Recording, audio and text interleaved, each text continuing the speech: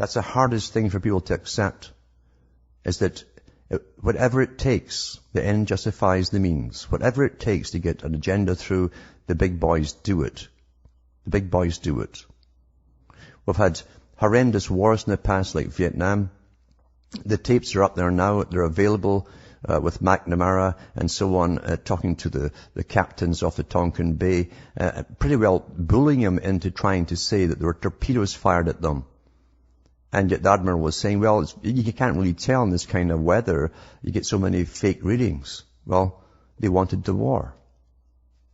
Yeah, they really do kill thousands or millions of people if they need to get something done. That's why it works so well with them. We see, ordinary people who are not psychopaths can't think that way.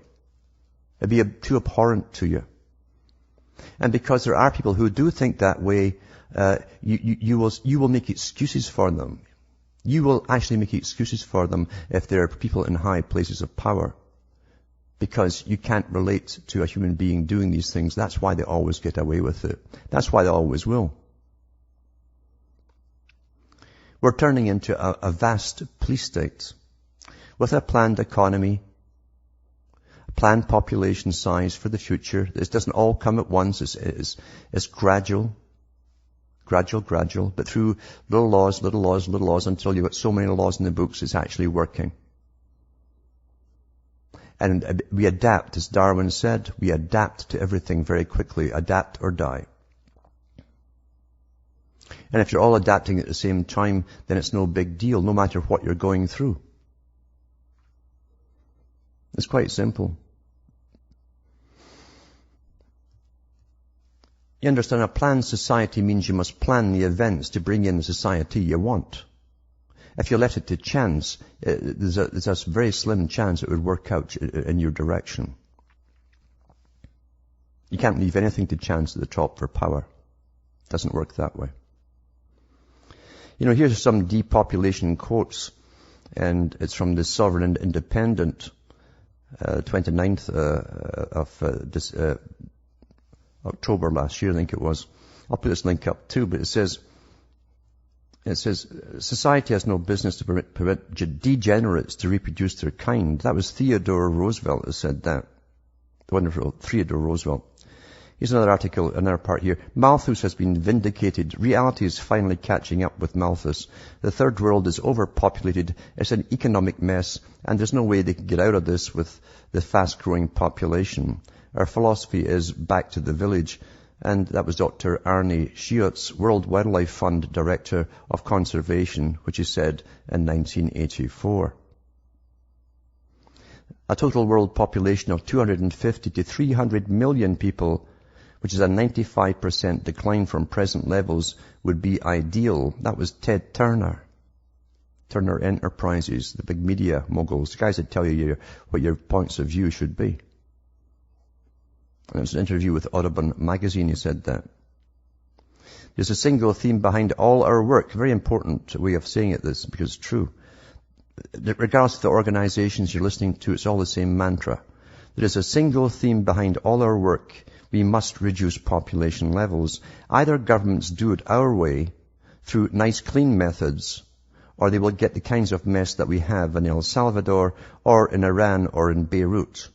Population is a political problem. Once population is out of control, it requires authoritarian government, even fascism, to reduce it. Our program in El Salvador didn't work. The infrastructure was not there to support it. There were just too many goddamn people. To really reduce populations quickly, you have to pull all the males into the fighting. You get wars going. And you have to kill significant numbers of fertile age females. That's what you do in war too. You do that mainly from the air and so on. Or kill zones, as they like to call them. The quickest way to reduce population is through famine, like in Africa, or through disease, like the Black Death. That was said by Thomas Ferguson, State Department Office of Population Affairs. Now, do you think these people they're just woken up out of their sleep and they're talking in a dream to you? Do you really think that's what it is? So you will make excuses for what you hear.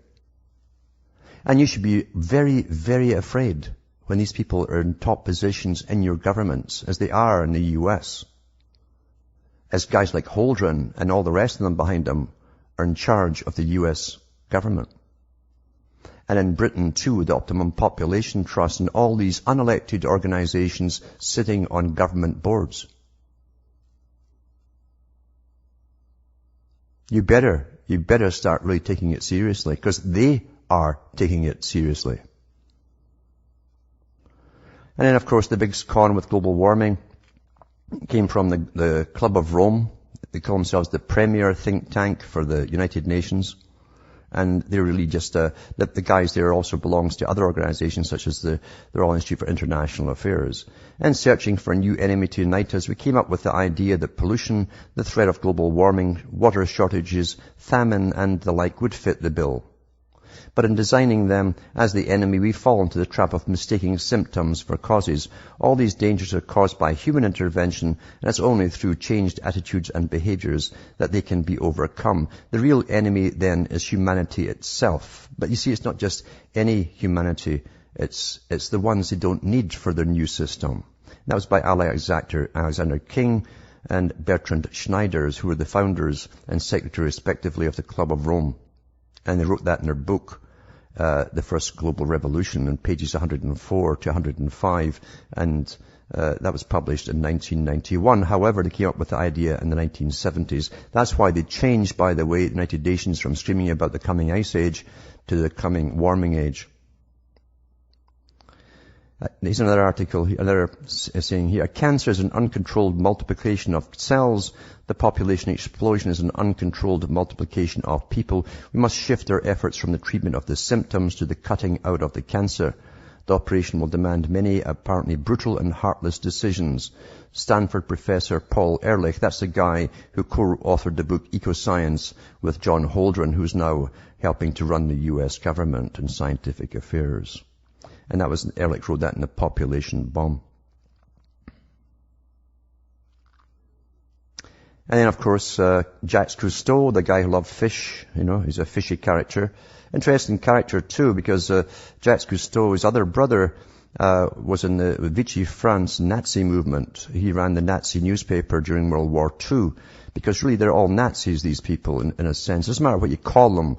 They're elitist supremacists, you might call them. That's what they are. Elitist intellectual supremacists that believe they have the right to rule the rest. And he said this, in order to stabilize world population, we must eliminate 350,000 people per day.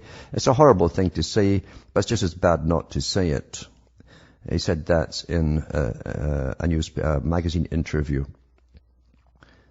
And he goes on and on and on. I believe that human overpopulation is a fundamental problem on Earth today, and we humans have become a disease, the human pox. That's Dave Foreman of the Sierra Club and co-founder of Earth First. We're not talking about little charities here that walk about with tin cans and rent a basement somewhere.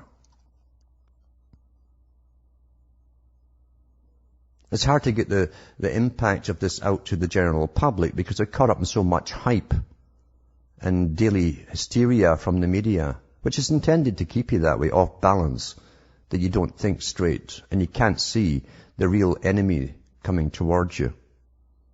Instead, you get distracted. If you're a general standing on a hill and you're overseeing a battle, you can't be diverted by your casualties over here or over there or way over in the far corner. You've got to see the immediate threats so that you can win the war. We'll be back with more after this break.